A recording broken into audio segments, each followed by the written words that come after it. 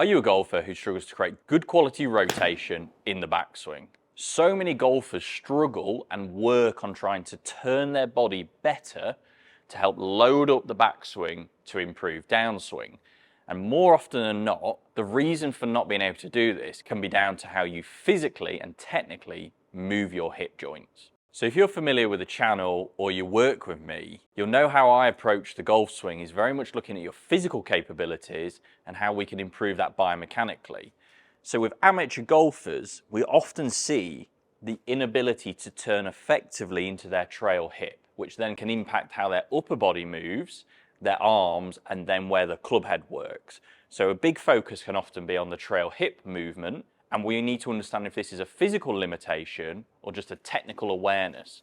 In my experience, there's always a middle ground.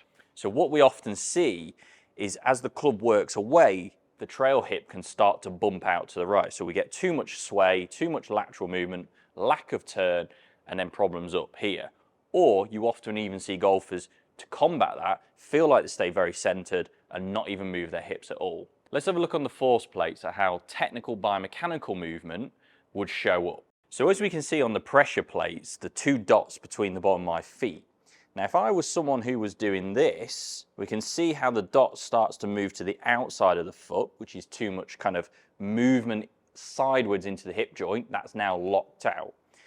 If we limit that movement, we'll see how that red dot doesn't move at all. Now if we was trying to get this trail hip turning, so a feel would be very much the back pocket moving to target. If I was just to do that in the early takeaway, we can see how there still isn't a massive amount of motion, because how the right hip works is connected to how the left hip works, but in an opposite direction. So if I was to imagine essentially the left hip more coming forward, notice how the right hip turns automatically, and I create on the force plates a pressure line that is diagonal. Whereas if I just turn this hip, we can almost create a little bit of a spin, a lack of ground force.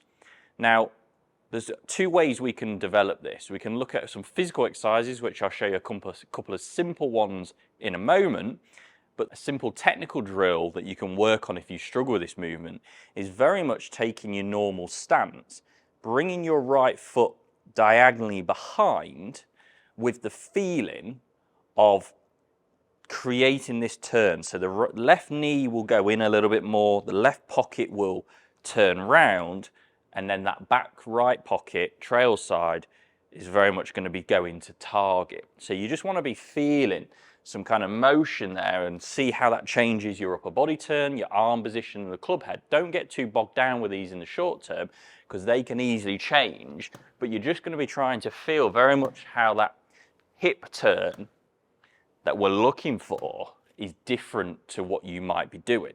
Another simple drill is using a force pedal and placing it specifically towards the heel, but on the instep of the foot. So if I was to go into that same position, I'm essentially, as I turn, I'm going to be pressing that down. Whereas if I'm someone who shifts onto the outside, I would lose pressure on that force pedal. So very much like we're pressing it down and in, because if we think of that center point, we've almost got a instep pressure shift. We're not shifting off the ball and to the right.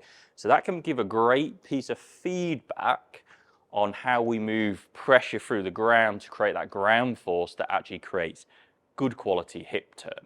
If you like where I'm going with this so far in terms of looking at it biomechanically and then linking it to physical, my online golf performance app has lots of different drills how you can improve these areas, look a bit more in depth in your own individualized swing. To check it out, look in the description below for more information. Now, a really simple exercise that I've probably covered a lot on my channel is looking at, does the left hip or your lead hip have good external rotation, and does your trail hip have good internal rotation? Okay, so they're working in an opposite fashion and on the downswing in the opposite way. And a simple stretch you can do to give yourself some feedback and use as a test is simply go on the floor and put a front or a left side for a right-handed golfer into sort of roughly a 90-degree angle. Now this will be stretching out the lead glute and a bit of hamstring. Now if I was just to lean forward from here, I'm going to gain an increase in stretch. Now if that feels chronically tight, we know there's a limitation in that hip external rotation. So just leaning forward and holding that stretch for about 4 or 5 seconds, coming out of it and repeating probably 10 times, if you can do that daily, that's going to really help that lead side move better. But then we need to see how the internal rotation's going. So from on our right side, we're going to lift that foot off the ground. So you see how I'm pushing into my knee, foot to ceiling, and I'm essentially going into hip internal rotation. You might get a bit of cramp with that one, and you might struggle to get your foot off the floor, some of you, and that shows that limitation. So we're going to external in the front, come out, lift internal with the back, repeat that process. And that will give you a good idea on where those limitations are, but also how we can improve it. And then secondly, again, this can be a golf drill, but how we measure it is going to be key to the physicality. So just place your club across your chest with a grip end on your lead shoulder. And if I was to go into a golf posture, but I was to have my trail foot internally rotated, so this makes hip internal rotation much, much harder. As I rotate in the backswing, you should feel that stretch in that hip, and it should feel very limited. Now, if you really can't create much turn, you see how I've clearly got my grip beyond this ball? That means I'm creating enough turn in the hip, even from an exaggerated position. And all you're going to do is just keep going, opening that foot. So as I externally rotate my foot, that actually opens up the hip joint, which gives more freedom and space to go into this hip. And that's why we often see a lot of golfers with their both feet especially, but the foot flared open. So there's no right or wrong with that. You just got to find what works for you.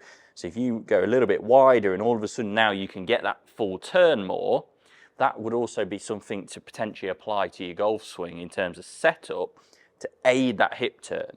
And now you can see here, all I'm doing is essentially a golf motion, but it's also a stretch. So repeatedly doing this movement, 15 times, you could even hold that position. You could then make it a little bit harder with that foot position to get more of a stretch. Is a great way to improve, one, physically, two, test yourself, where are those limitations, and then three, can you do it with the awareness in a biomechanical sense to apply in the golf swing. So you're bringing all those three factors together. If you like this video, please comment below. Don't forget to subscribe to the channel if you haven't already. And if you want more information on different routines to improve your physicality that links to your golf swing, check out my golf performance app here.